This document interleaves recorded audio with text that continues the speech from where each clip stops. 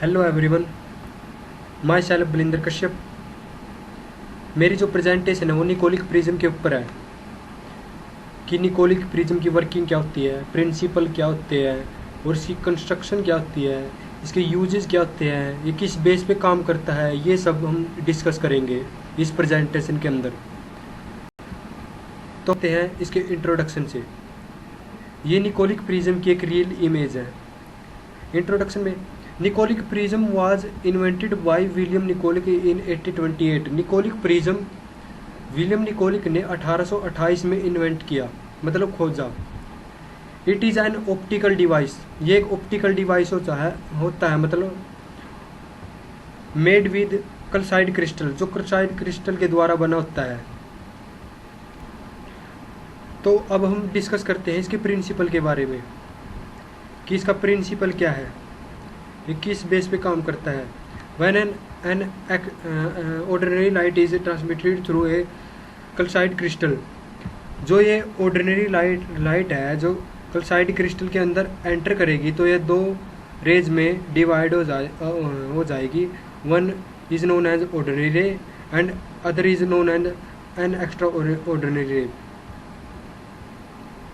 इनमें से जो ये एक्स्ट्रा ऑर्डिनरी रे है वो कम्प्लीटली ट्रांसमिटेड हो जाती है, मतलब इस प्रिज्म के अंदर से कम्प्लीटली पास आउट हो जाती है।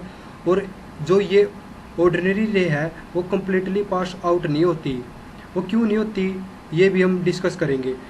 इन 1828 Nicol illuminate ordinary beam by utilising phenomena of total refraction at thin film of क्रेटा prism by separating two pieces of calcite. It is known as Nicol prism. ये Nicol prism के बारे में बताया गया है कि निकोलिक प्रिज्म, निकोलिक नामक साइंटिस्ट ने जो एक्सपेरिमेंट किया था और जो लास्ट में उसने पोलराइजिंग लाइट प्राप्त की थी वो कैसे की, मतलब किस फिनोमिना के द्वारा की और इसमें कौन सी रे इसके अंदर ही रह गई और कौन सी रे हमें प्राप्त हुई। तो इस पे अनपोलराइज पड़ती है और ये रिफ्लेक्ट होके मतलब ये ऑर्डिनरी वेव है ये तो यहीं पर रह जाती है और जो दूसरी रे है मतलब वो ट्रांसमिटेड होकर चली जाती है।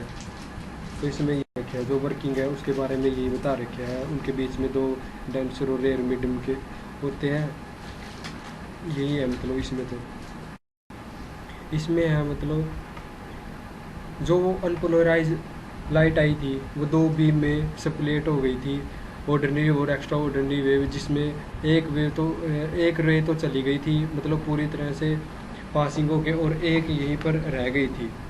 वो क्यों रही थी?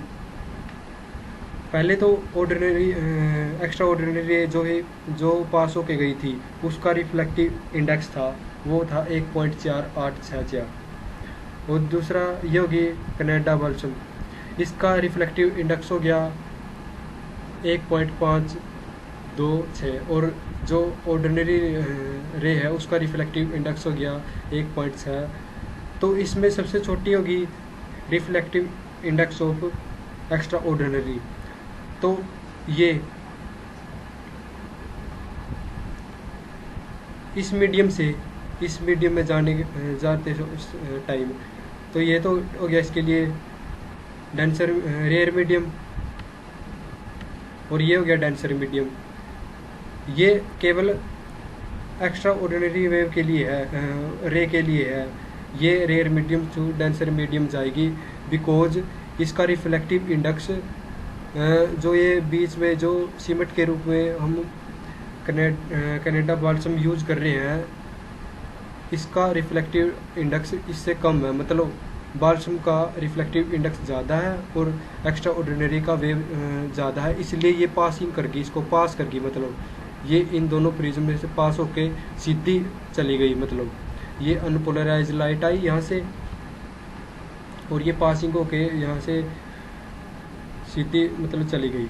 और ये ऑर्डिनरी वेव क्यों नहीं पास हो पाई? क्योंकि इसका रिफ्लेक्टिव इंडेक्स है जो रिफ्लेक्टिव इंडेक्स है जो इसका ऑर्डिनरी रे का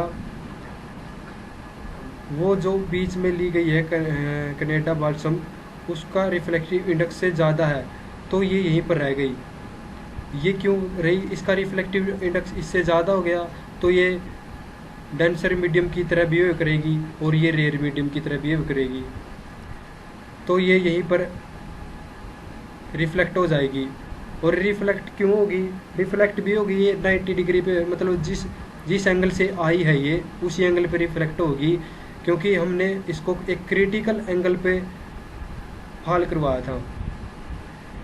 हमने पहले ही 68 डिग्री ऐसा एंगल लिया था जो इसका एक क्रिटिकल एंगल है, तो ये यहीं पर रह गई। और हम यहाँ पर एक ब्लैक कोटेड सरफेस ले लेंगे दोनों साइड इन प्रिज्म के, ब्लैक कोटेड सरफेस, तो ये यहीं पर रिफ्लेक्ट होकर यहीं पर रह जाएगी और हमें अनपोलराइज लाइट से एक पोलराइज रे मिलेगी।